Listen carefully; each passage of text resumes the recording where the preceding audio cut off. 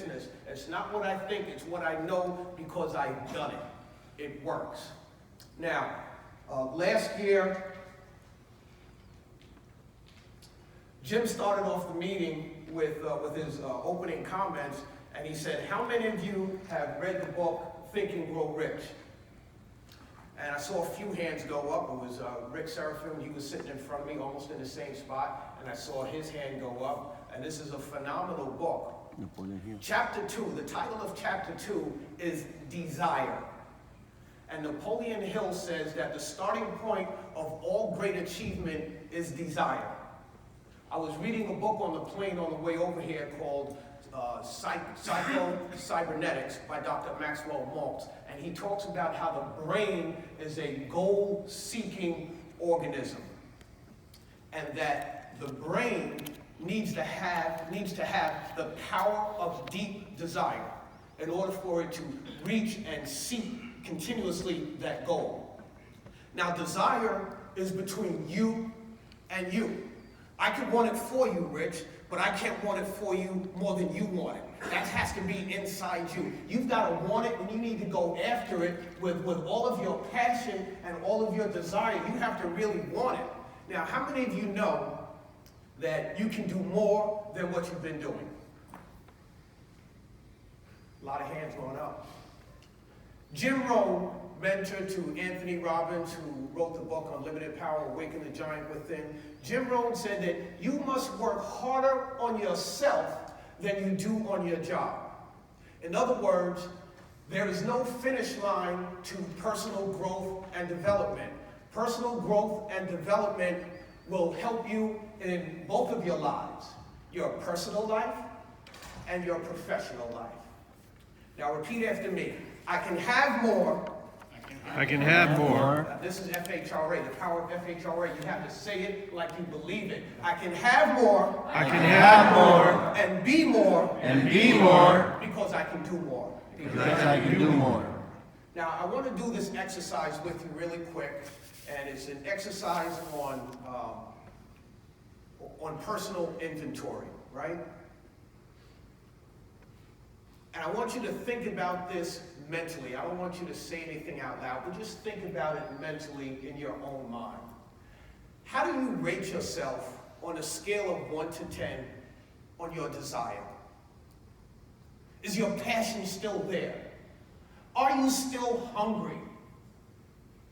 Do you really want it? The next thing is, how would you rate yourself on a scale of 1 to 10 on your health? Are you taking care of yourself? Are you exercising on a daily basis? Because this body, this physical body that we have, is the only thing that we have to take us through this journey called life. And we need to be in the best shape possible in order to have the stamina to stay 2 steps ahead of our competition. How do you rate yourself on a scale of 1 to 10 on your discipline? And I define discipline as being able to give yourself a command and follow through on it. Or doing what you should do, when you should do it, whether you feel like it or not. So this book that Jim Burns talks about, Think and Grow Rich, will help you in all of those areas of your life. So I suggest that you get that book and that you read it. At FHRA, we practice best business ideas with one another.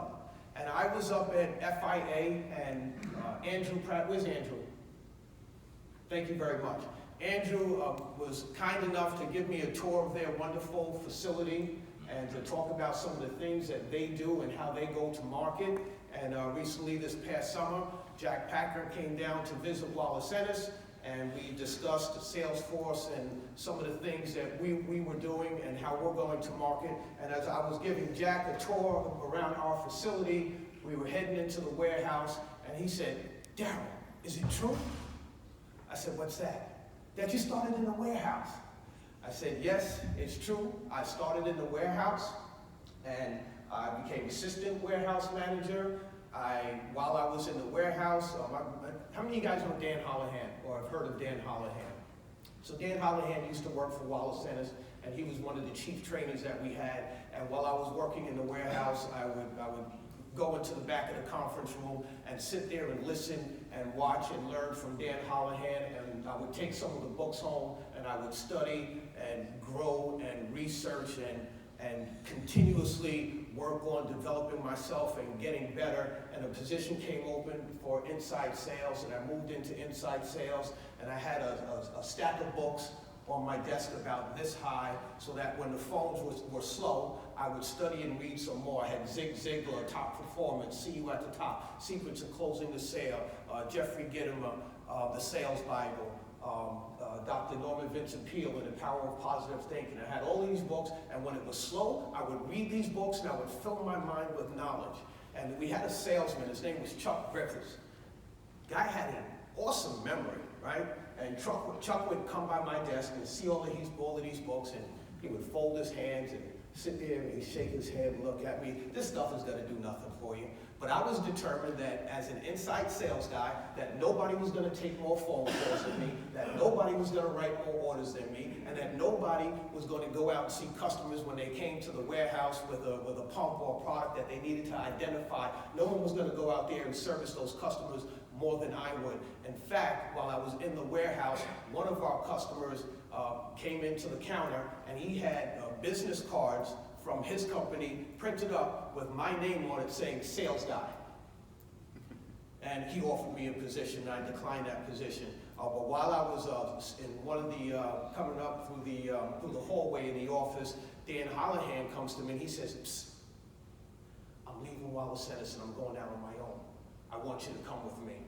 I can teach you this STEAM technical area, and you can come out and go speaking with me because I won't be able to handle all of the different invitations, and I can teach you this, you're a good speaker, and you can go out and we can grow this business." And I declined that position as well because I saw a path for myself at Wallace Eannace. And even though Chuck would come by my desk and say, "This stuff is not going to get you anywhere, I don't know why you're doing it, can you take this order for me?" "Yes sir, Chuck, I'll take the order for you." And he had a fantastic memory. I'll take a gross of 101As, 24 WF2U24s, a bunch of number 11 switches and 47-2s, and I would write his order up, like a good soldier, and place the order. And Chuck would come by my desk the next day and he would see all of these books and he would shake his hand. He was like, all of this reading that you're doing, you would think you'd be vice president by now.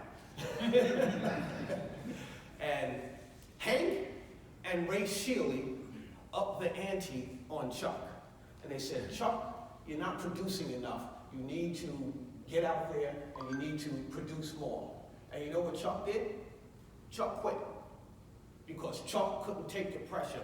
Chuck couldn't see it for himself, so how can he see it for me? So don't let anybody put their limitations on you.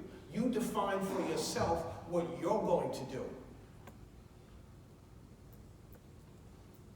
A few years ago, under the Bloomberg administration in New York, I received a phone call from a corrections officer at Rikers Island Correctional Facility. And guy called up and said, "Darryl, we heard, one of my colleagues heard you speak at the commencement address at St. Joseph's, and we want you to come and speak at Rikers Island at our HIP program." They had something called the HIP program. Here's another acronym for you, Mark, HIIP, and it stands for High Impact Incarceration Program. And what this was a series of trainings and tools. They would bring electricians in, mechanical contractors in, they would bring computer specialists in, and they would teach these guys a trade. And then when they were being released back out into society, they actually had job placement for these guys so that they didn't end up back in the system. And they wanted me to come and speak at this program. And where's Dave Everhart? Dave Everhart. So Rikers Island Correctional Facility is the largest correctional facility, the second largest correctional facility in the country, second behind Cook County, which I believe is in your territory. And my message to these guys was, You're going to be released out into society, so you need to write your story. You have an opportunity now to make a difference in the world. So write your story. Don't let anyone else write it. And it's the same way for your businesses. Write the story of your business the way you want it to be, because it is up to us. We will determine whether our life story is a smash office box hit or a flop. We determine that, no one else but us. And that was my message to those guys. The power of the mastermind, right? So when you look at this picture up here, the USA was losing in the Olympics because we were sending 17, 18, 19-year-old college kids to compete against professionals from around the world, Spain and Portugal and all Yugoslavia, Russia, and we were losing, we weren't winning. So the masterminds of basketball, David Stern back then, and Mike Krzyzewski and Chuck Daly, put together this group of men here. They went on to compete in the Olympics and won by an average of 40 points because they had the best athletes in the world on that team. How are you going to lose with Magic Johnson, Michael Jordan, Larry Bird, John Stockton, Clyde Drexler, Patrick Ewing, Karl Malone? And they won by an average of more than 40 points. But we also have a mastermind, and your mastermind should meet on a regular basis so that you can come up with best business practice ideas. And this is the WEA Mastermind Dream Team. I want to read something to you from this book, Think and Grow Rich, which talks about the mastermind and defines it. Napoleon Hill says, the mastermind may be defined as a coordination of knowledge and effort in a spirit of harmony between two or more people for the attainment of a definite purpose. And that's why we meet, because we all have a definite purpose for our businesses. Here's the best mastermind group right here. A lot of talented people in this room. And this is why we meet. This is why we have meetings and ideation sessions like this, so that we can all learn from one another and we can get better from one another. There's been a lot of talk about leadership over this past weekend. This book that you see up on the left here, the 21 Irrefutable Laws of Leadership, was written by Dr. John Maxwell. That is the most popular book on leadership ever written. Sold over 50 million copies in 80 different languages. The second book over here, Developing the Leader Within You, is the second most popular book on leadership ever written. I recommend and suggest that you get both of these books. How do we become better leaders? We can read books on leadership. We can watch videos on leadership. There's a lot of free stuff on YouTube where you can learn about leadership and enhance your leadership skills. But one of the other ways to learn about leadership is to attend leadership workshops. I know that's very big in Patrick Decker's idea of how to develop great leaders. So I went down to Atlanta and took a leadership workshop with Dr. John Maxwell. He's the #1 leadership guru in the world. In the world.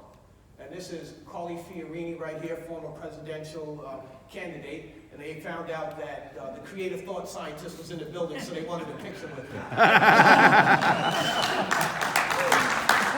Clark is up! I put this picture up here of the GOAT. I'm sure all of the FIA guys would agree with me. The best that ever played, greatest of all time, Tom Brady. And the reason for this picture is to show you that practice makes a difference. Practice makes what? Dismantle that belief system. Practice makes improvement. We can always get better. So if we practice and practice and practice, we'll get better and better and better. And the Patriots and Tom Brady continue to practice. You know, you go to a basketball game, and before the game, you see LeBron James on the layup line, taking layups. He knows how to make a layup. He's done that in his entire life. He's been doing that since he was, in the second grade.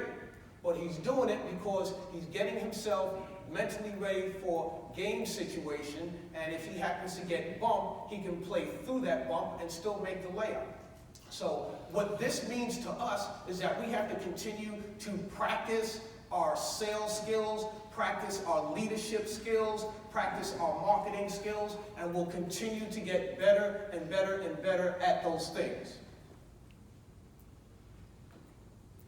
Now this is an interesting slide because closing the sale, I looked that up, I read all the books, See You at the Top, Secrets of Closing the Sale, The Challenger Sale, so many different sales books. And one of the things that I found that was missing from those books was a true definition of closing the sale. And even if you Google it, you'll come up with all sorts of things that have to deal with real estate, the process at the end of the closing process where, you get the title and all of this nonsense. So I came up with my own definition, and I'm going to share it with you guys.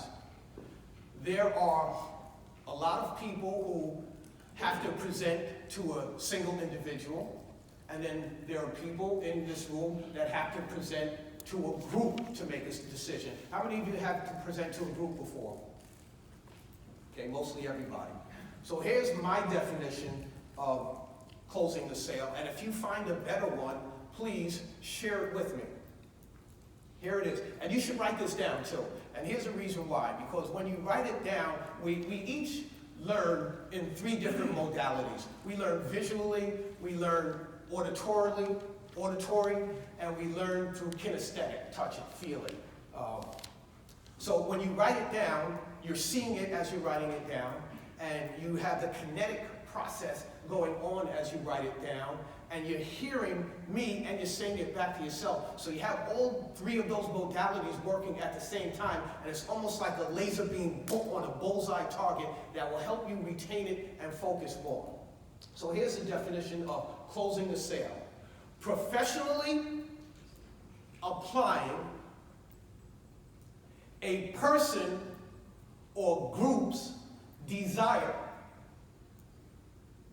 to own the benefits of your product and then to serve in helping that individual or group make a decision that is truly good for them and is also a win for you. Would you like me to say it again? Get out your phones and record it. Professionally applying a person or group's desire to own the benefits of your product and then to serve in helping that group or person make a decision that is truly good for them and is also a win for you. That's the definition of closing. Now you've heard in there, in that definition, the word serve. And within Wallace Eannace Associates' mission statement, part of it is to be able to serve our customers better than anyone else can. This is one of my heroes, Zig Ziglar. If you haven't read any of his books, I would suggest that you read those too. Zig Ziglar said that you can have anything in life that you want if you can just serve enough other people and help them get what they want. Service. You have to think, Ken Napolitano talks about consultative selling. Well, that's what we need to do as far as service. Serve your customers by helping them find a solution that is really good for them. Now here's the good stuff. 3 techniques to help you close more sales. The tie-down close. Now here's the tie-down. This is the definition of the tie-down. The tie-down is a statement of fact posed in the form of a question that demands a yes response. In other words, Rick, it's a way of getting a yes, isn't it? Isn't it? Adam, that was just one, wasn't it? It was. And you guys can all get better at this if you practice it, can't you? Yes. So that's the tie-down clause. Demands a yes response. I'll give you an example. Lisa, you wanted one of the most efficient pumps for your building. And I've demonstrated to you that the EcoCert 2018 fits that model that you were looking for, and it has Wi-Fi capability. Now, investing in a quality product like the EcoCert 2018 makes sense, doesn't it? Absolutely, yes. That's the tie-down clause. The next one is the demonstration clause. If I can demonstrate to you, because you told me that the most important thing to you was the smallest footprint, the ease of installation, and the ease of serviceability, I just demonstrated to you that the VSC has the highest efficiency in its class, it has the smallest footprint, and it has the quickest lead time. Richard, as a professional and a man of integrity and honoring your word that this is what you want, I've just demonstrated that to you. When can I expect a purchase order? Tomorrow. That's the demonstration clause. This next one is called the sudden death clause. The sudden death clause has to be done in person, face to face. You've gone over everything with the customer. You've answered his objections. You've handled those. And then you moved on, and now you have your proposal in your hand, and you're going to slide that proposal across the desk to that person and say, now I just need you to autograph this proposal, and we'll get started with the submittals. And then keep your mouth shut. The first person that opens their mouth loses. This has worked for me more than 50% of the time. Here's an example of a sudden death clause that I slid across the desk and just waited. $687,000. This is the Stony Brook Mart building, which was one of the buildings featured at FHRA this year as part of the B&G Solves buildings. Fantastic stuff. Thanks for the order, Darryl. Welcome. Now, I said earlier that there was nothing more powerful than a made-up mind. There's nothing more powerful than a what? Made up mind. Let's see if we can prove it. How many of you have taken physics before? Who remembers the formula for power? Power equals W/T, or power equals work divided by time. So in order to find the most powerful thing in the universe, you have to find the fastest moving object in the universe, because power equals speed. So when we came to this hotel, we came to this hotel in a vehicle, a car. And a car can travel up to 250 miles an hour. That's fast. And the bigger the engine, we say that that car has more horsepower. So the size of the engine dictates the speed. But there's something in the universe that's more powerful than a car. And how did we get to the island of Maui? On something called a plane. Planes travel on average up to 500 miles an hour. Well, that's fast. That's more powerful than a car. But there's something that's more powerful than a plane. And that's the planet Earth that we live on. This planet Earth is 24,896 miles in circumference. It has a diameter of 7,926 miles. There are 57,255,000 square miles of land that stick up out of 139,685,000 square miles of water. The Pacific Ocean is 62.46 million square miles. The Atlantic Ocean is 41.14 million square miles. And the Indian Ocean is 21.14 million square miles. There are 1 million square miles of lakes and rivers, 4.8 million square miles of deserts, and 1.89 million square miles of islands. We happen to be on Maui right now. Maui is a little bit over 700 square miles. We service as Wallace Eannace Manhattan. If you guys didn't know, Manhattan is an island. Manhattan is 302 square miles. We also service Staten Island. Staten Island is just a little bit over 50 miles. Tim, Adam, Hank, and myself, we all live on Long Island, and Long Island is about 1,400 square miles. Here's my point. With that much land and that much water, this earth weighs a whopping 6 sextillion tons. That's a unit or a digit followed by 21 zeros. And it's able to take all of that massive weight and make one complete revolution around its axis every 23 hours, 56 minutes, and 46 seconds. We round that off to 24 hours and call it a day. It's able to do that because it's moving at the tremendous speed of 1,037 1/3 miles per hour.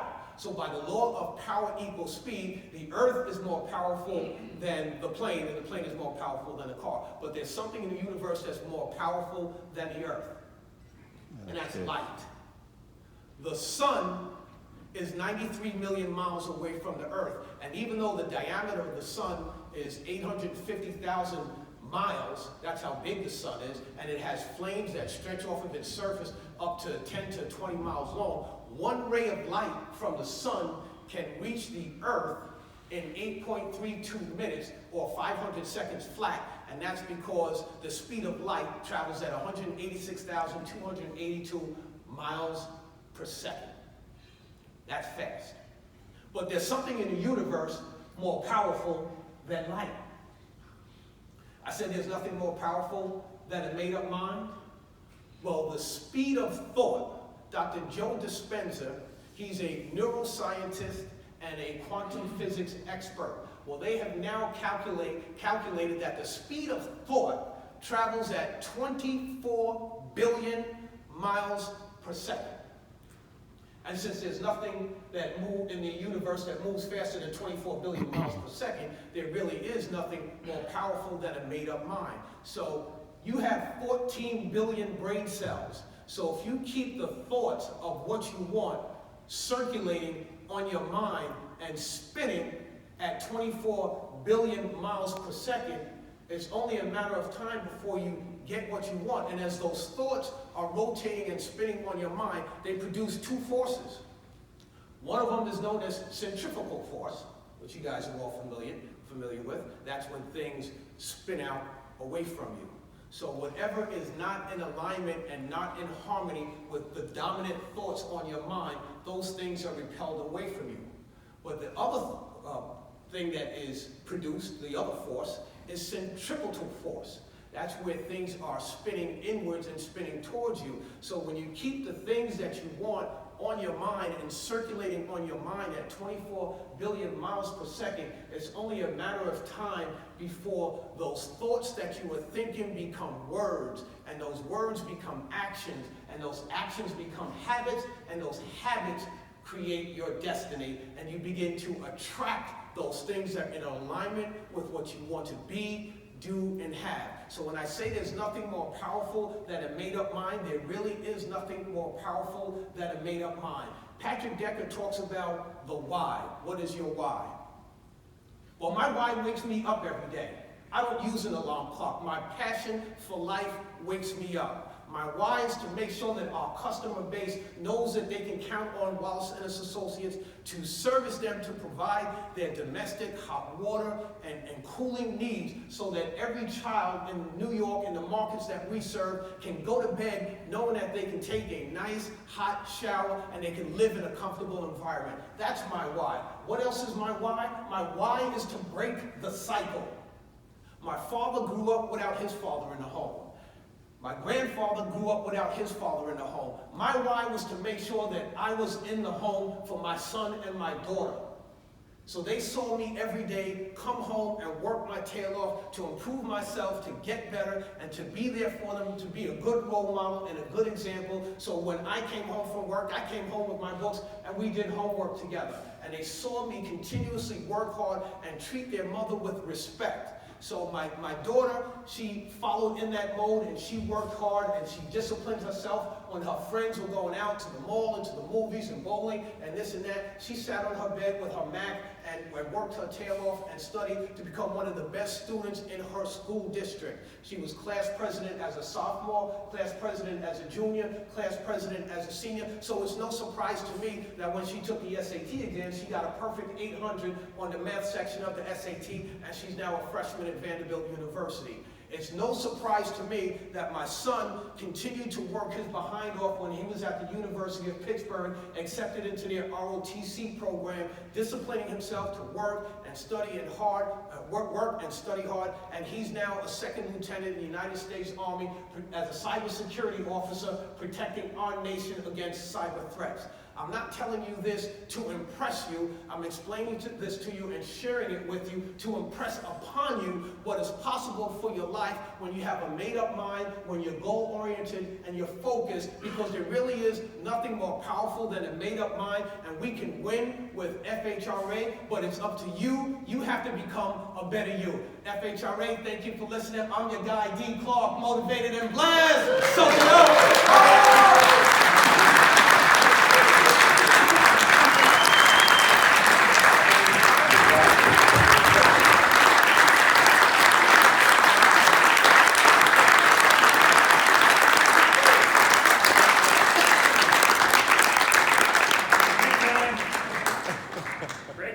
Break time. All right. Dr. D.